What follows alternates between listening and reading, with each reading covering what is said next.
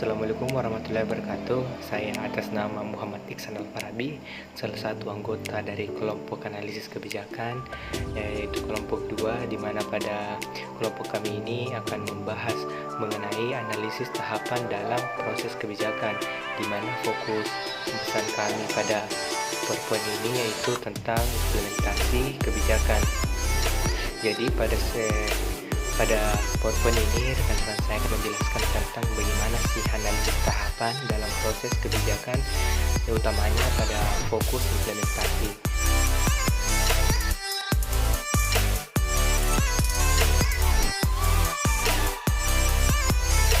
Ya, namun sebelum rekan saya menjelaskan mengenai lebih lanjut, apa sih itu analisis tahapan kebijakan utamanya pada fokus implementasi, di sini saya akan memberikan sedikit gambaran sebelum teman-teman mendengar penjelasan teman-teman saya.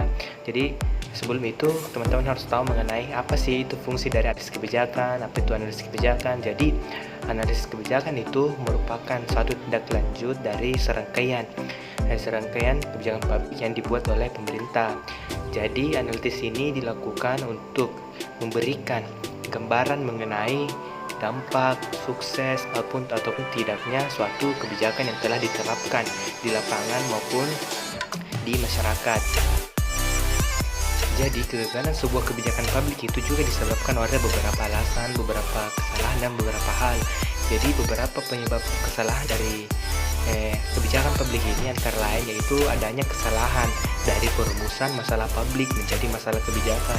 Selain itu juga adanya kesalahan dalam formulasi alternatif kebijakan, serta adanya kesalahan dalam implementasi atau kesalahan dalam evaluasi kebijakan. Olehnya itu, analisis kebijakan dalam tiap tahap merupakan salah satu hal yang sangat penting untuk mencegah kegagalan sebuah kebijakan. Jadi di sini bisa saya simpulkan bahwa analisis kebijakan itu sangat penting untuk mencegahnya terjadinya kesalahan-kesalahan yang telah saya sebutkan tadi, seperti kesalahan perumusan, kesalahan formulasi, kesalahan evaluasi dan implementasi. Jadi analisis ini berfungsi agar itu tidak terjadi.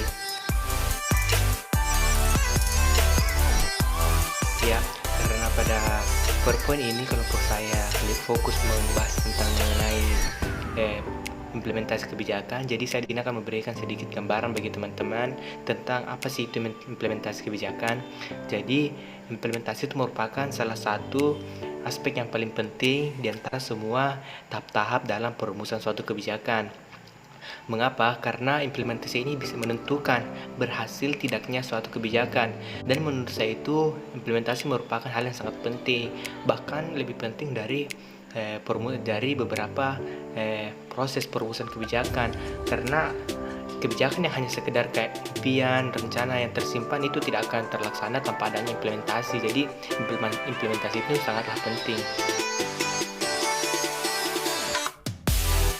Jadi pada presentasi kelompok saya kali ini, teman-teman saya akan membahas 3 rumusan masalah.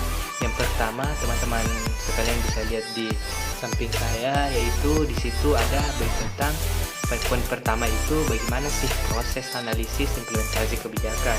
Terus pada poin kedua, teman-teman bisa lihat yaitu apa sih analisis dan implementasi kebijakan itu.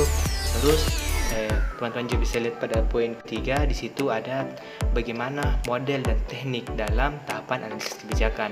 Jadi 3 poin tersebut teman-teman saya akan menjelaskan di slide berikutnya.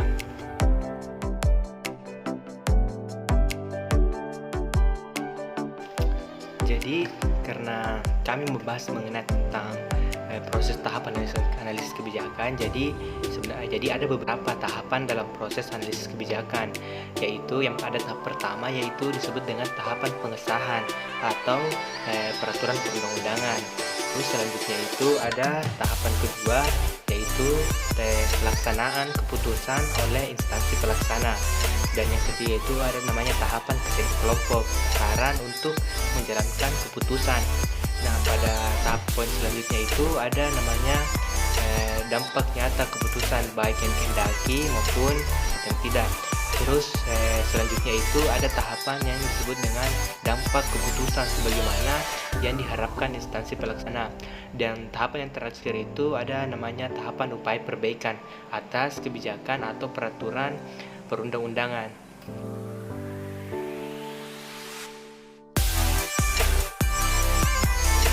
Ya, karena pada rumusan masalah ketiga itu mengenai tentang model atau teknik dalam tahapan perumusan kebijakan, utamanya pada proses implementasi. Jadi saya dan rekan-rekan saya akan menjelaskan mengenai tentang beberapa model dalam proses perumusan kebijakan, utamanya dalam proses implementasi ini. Jadi model pertama itu ada yang disebut dengan model Van Meter dan Van Horn.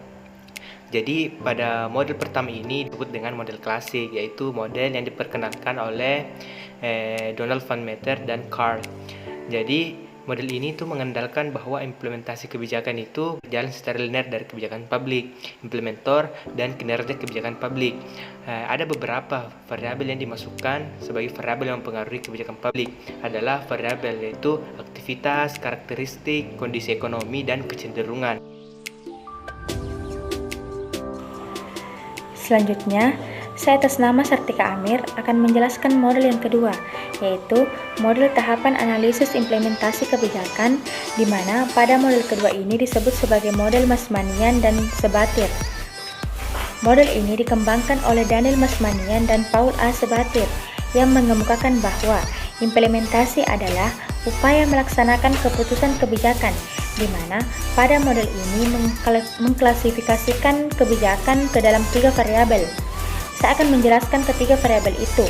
Pertama, variabel independen, di mana pada variabel ini mudah tidaknya masalah dikendalikan yang berkenaan dengan indikator masalah teori dan teknis pelaksanaan, keragaman objek, dan perubahan seperti apa yang dikehendaki.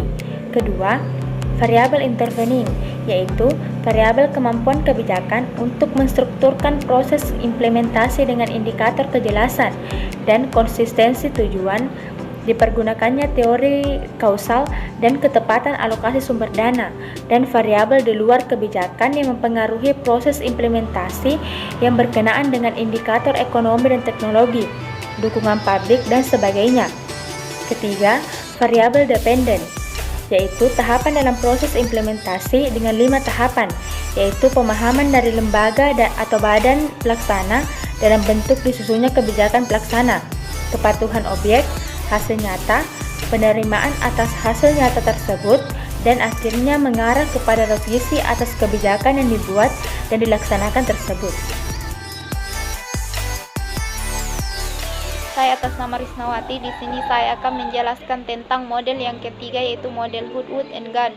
Model ini membahas tentang beberapa syarat yang diperlukan untuk melakukan implementasi kebijakan. Syarat yang pertama berkenaan dengan jaminan bahwa kondisi eksternal lembaga atau badan pelaksana tidak akan menimbulkan masalah yang sangat besar. Syarat yang kedua yaitu apakah sumber-sumber yang diperlukan dalam implementasi kebijakan benar-benar sudah memadai, termasuk sumber daya waktu. Syarat yang ketiga yaitu apakah perpaduan sumber-sumber yang diperlukan dalam implementasi kebijakan benar-benar sudah ada, karena kebijakan publik itu kompleks dan impact-nya sangat besar.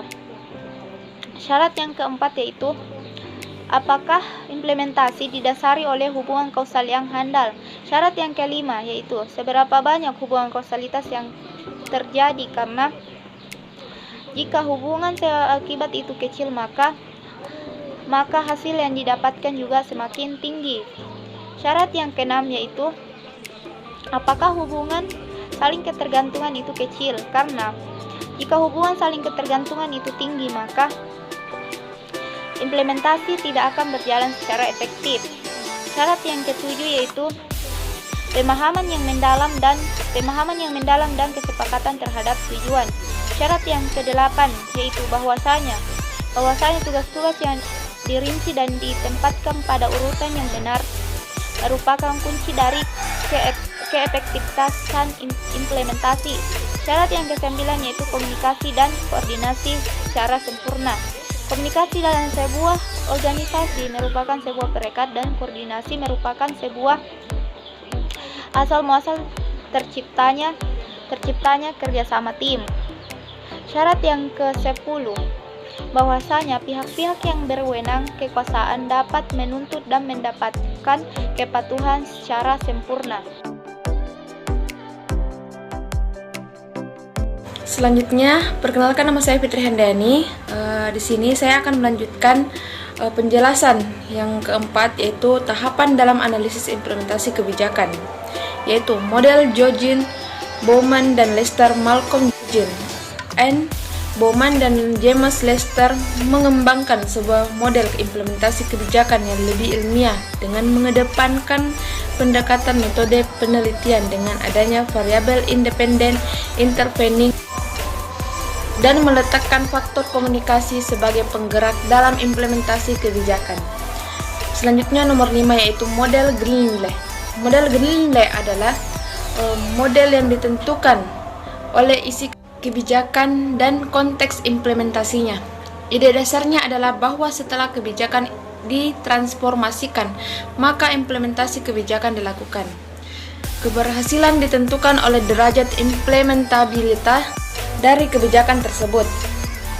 Adapun isi kebijakannya yaitu mencakup yang pertama, kepentingan yang terpengaruh oleh kebijakan, yang kedua, jenis manfaat yang akan dihasilkan, yang ketiga, derajat perubahan yang diinginkan, yang keempat, kedudukan pembuat kebijakan, yang kelima, siapa pelaksanaan program, yang keenam, sumber daya yang dikerahkan.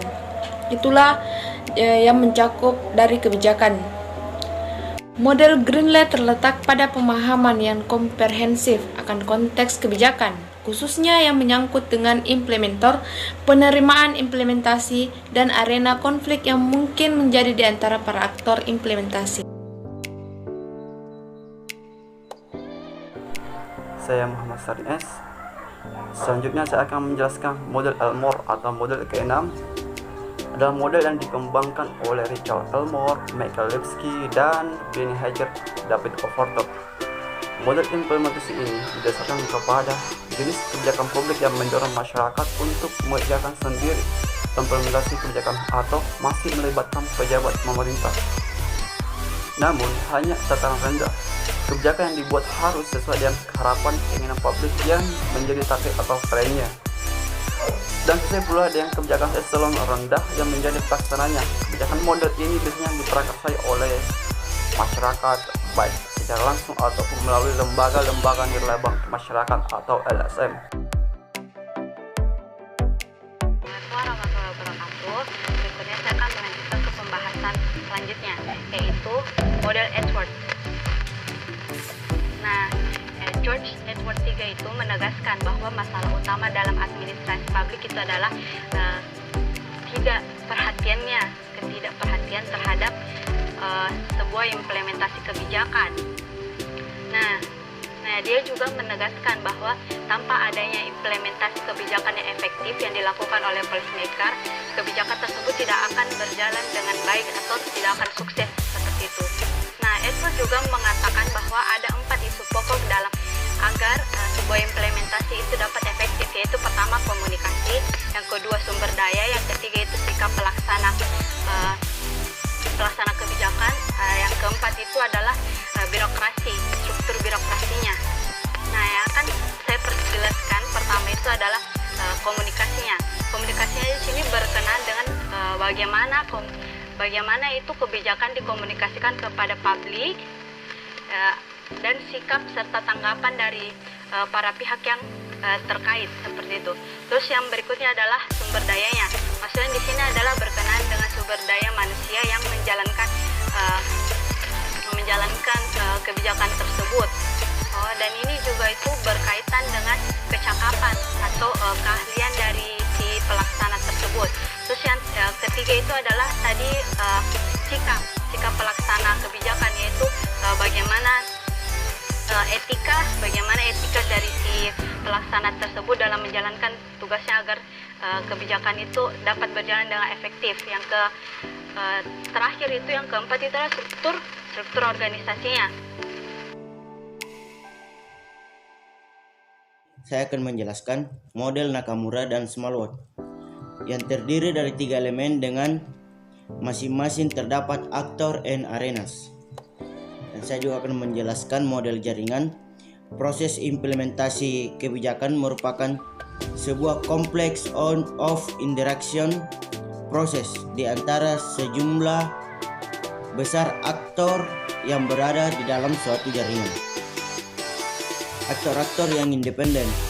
Pada model ini, semua aktor di dalam jaringan relatif otonom, artinya mempunyai tujuan masing-masing yang berbeda. Tidak ada aktor sentral, tidak ada aktor yang menjadi koordinator. Terima kasih.